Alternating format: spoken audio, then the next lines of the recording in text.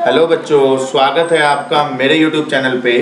आज जो हम वर्कशीट डिस्कस करेंगे वो वर्कशीट का नाम है वर्कशीट नंबर 32। डेट है आपकी 17 सितंबर 2020।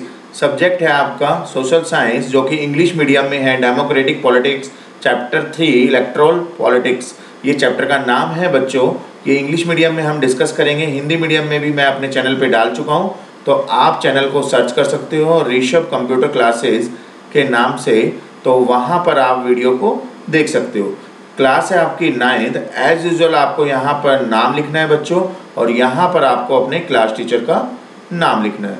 तो वीडियो को स्टार्ट करते हैं। जो हमारा आवर सिस्टम ऑफ इलेक्शंस, तो जो हमारा सिस्टम है इलेक्शंस का, उसके बारे में हम डिस्कस करेंगे। बहुत छोटी छोटी चीज़ें हैं जो हमें पता होनी चाहिए, और ये बड़ा हेल्पफुल होता है हमारे फ्यूचर के लिए।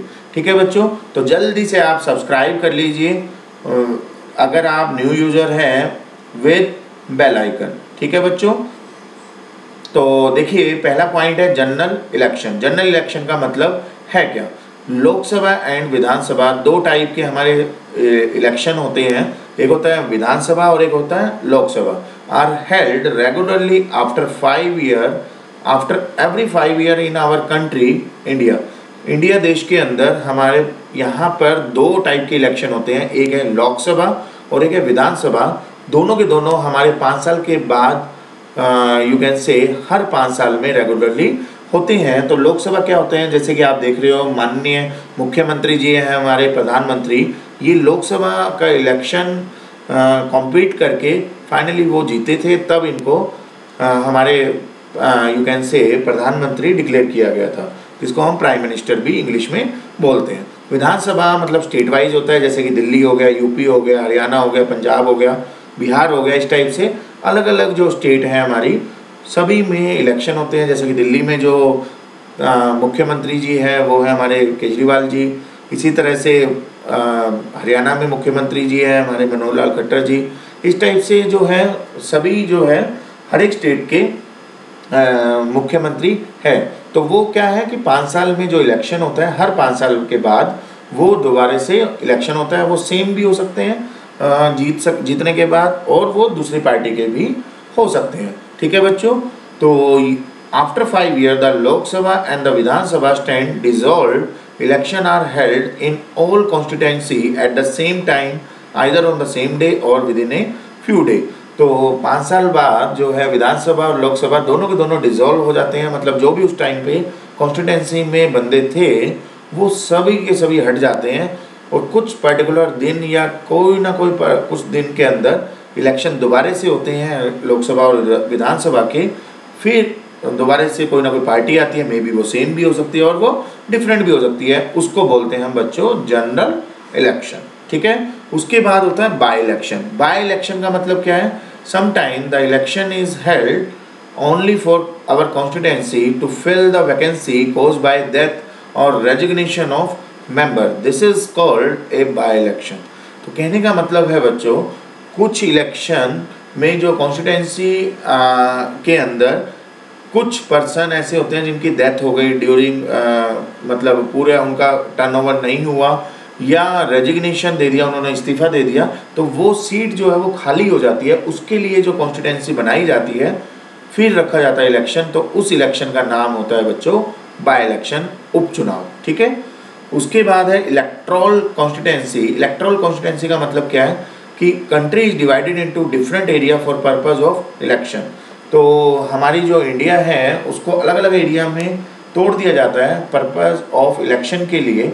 तो इस एरिया को निर्वाचित क्षेत्र बोलते हैं हिंदी में, इलेक्टोरल कॉन्स्टिट्यूएंसी को। इस एरिया को हम बोलते हैं निर्वाचित क्षेत्र या इलेक्टोरल कॉन्स्टिट्यूएंसी। ठीक है बच्चों, the voter who live in an area elect one representative. जो वोटर होता है, जैसे कि आप मेरे जैसे कोई भी बंदे हैं जिस भी पर्टिकुलर एरिया में रहते हैं, वो एक रिप्रेजेंटेटिव को वोट डालते हैं। The representative elected from each Lok Sabha constituency is called A member of parliament. जो रिप्रेजेंटेटिव सिलेक्ट होता है लोकसभा कॉन्स्टिट्यूएंसी से, उस मेंबर को बोलते हैं मेंबर ऑफ पार्लियामेंट, या शॉर्ट फॉर्म में हम एमपी बोल देते हैं। और जो इलेक्ट होता है स्टेट से, उसको बोलते हैं मेंबर ऑफ लेजिस्लेटिव असेंबली, जिसको हम एमएलए भी बोल देते हैं। ठीक है बच्चों, तो ये होता है हमारा इलेक्टोरल कॉन्स्टिट्यूंसी में एमएलए और एमपी का मतलब। उसके बाद है वार्ड। वार्ड का मतलब क्या होता है? The panchayat and municipal is divided into election constituency.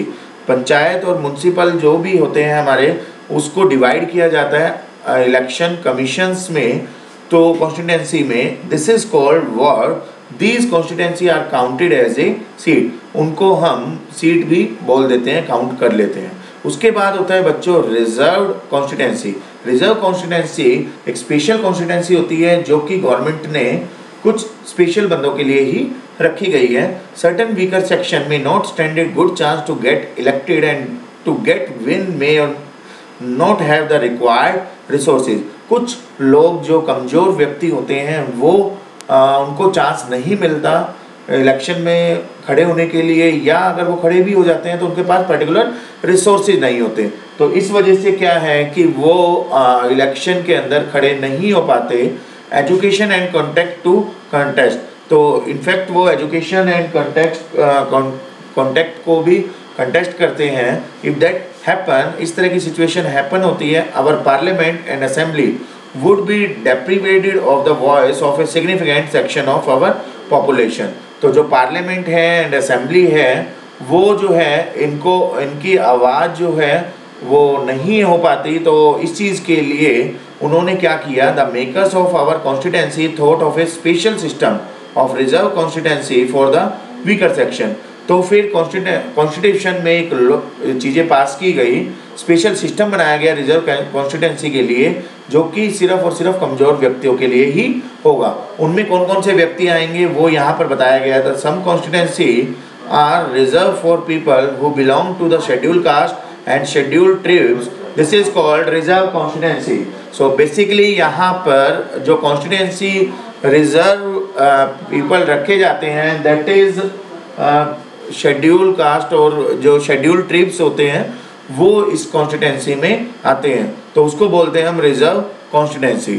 ठीक है बच्चों। उसके बाद है वोटर लिस्ट। वोटर लिस्ट का मतलब क्या है यहाँ पर? In our country all the citizen age 18 years and above can vote in an election without any discrimination. हमारी जो देश है उसके अंदर जो वोटर लिस्ट का मतलब क्या है?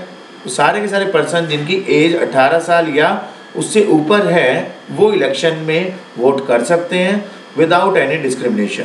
Name should be compulsory added in the voter list for casting the vote. उसके लिए क्या क्या होना चाहिए कि उसका नाम जो है वोटर लिस्ट में होना चाहिए, तभी वो वोट कर सकता है। Those who have name in one more voter list can get voter I D card. जिसका नाम जो है एक से ज़्यादा लिस्ट में है तो उसके पास वोटर आई डी कार्ड होना चाहिए।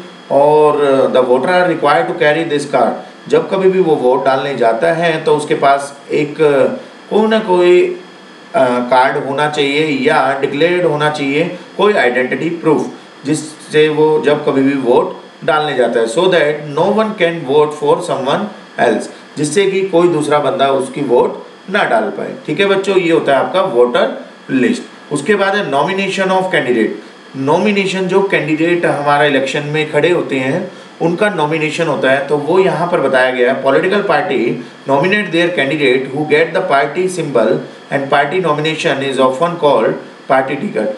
कोई ना कोई पॉलिटिकल पार्टी, जैसे कि 10 तरह की पार्टी होती है, हर एक पार्टी जो है अपने पर्टिकुलर एरिया के हिसाब से वहाँ पर देखते हैं कौन सा कैंडिडेट उनका वहाँ पर खड़ा होता है और किस सिंबल के साथ वो उसको असाइन करते हैं। तो हर पार्टी का अपना सिंबल होता है, वो सिंबल तो वही देंगे, मगर कौन से कैंडिडेट को सेलेक्ट करना है वहाँ पर, तो वो उस पर्टिकुलर कैंडिडेट को टिकट दे देते हैं, मतलब आप यहाँ पर असाइन हो जाओगे।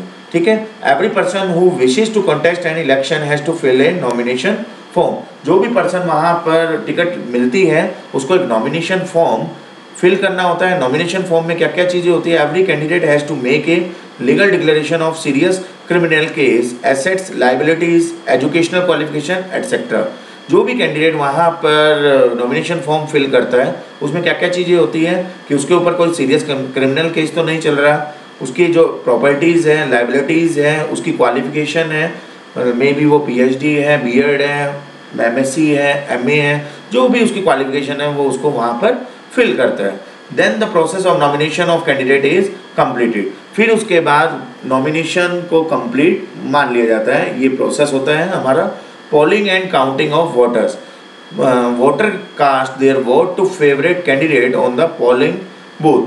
पोलिंग बूथ में जाके जब भी आपको वोट डालनी होती है तो अपने पर्टिकुलर पर्सन को आप वोट डालते हो जो भी आपको फेवरेट कैंडिडेट होता है। Once the polling is over all the EVM are sealed and taken to a secure place. एक बार अगर पोलिंग खत्म हो गई, पर्टिकुलर टाइम होता है सुबह से लेकर शाम तक, उसके बाद वो ईवीएम मशीन जो होती है उसको सील कर दिया जाता है एंड उसको एक सिक्योर प्लेस पे पहुंचा दिया जाता है। On a fix date all the EVM, जिसको हम इलेक्ट्रॉनिक वोटिंग मशीन बोलते हैं, are open and the votes counted. किसी पर्टिकुलर दिन में उसको जितनी भी मशीन्स होती है सभी को ओपन किया जाता है एंड वोट काउंटिंग स्टार्ट हो जाती है। The agent of all candidate are present there to ensure that the counting is done properly.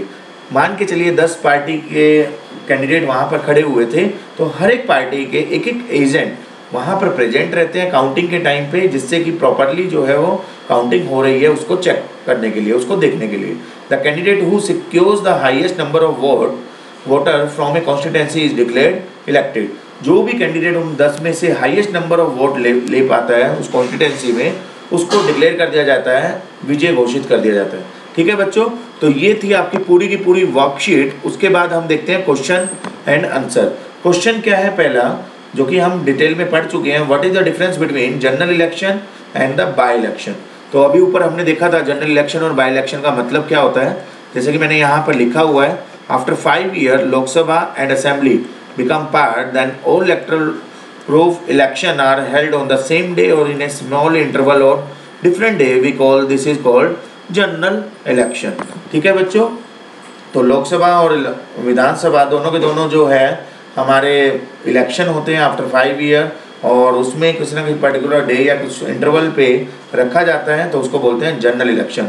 By election क्या होता है कि कोई पर्टिकुलर या तो रिजाइन दे गया है या उसकी डेथ हो गई है, तो उस सीट पर जो इलेक्शन होता है किसी को फिल करना होता है, तो उसको बोलते हैं हम बाय इलेक्शन। ठीक है बच्चों, तो ये चीज़ हम पढ़ चुके हैं ऊपर। उसके बाद है what is the difference between MP and MLA.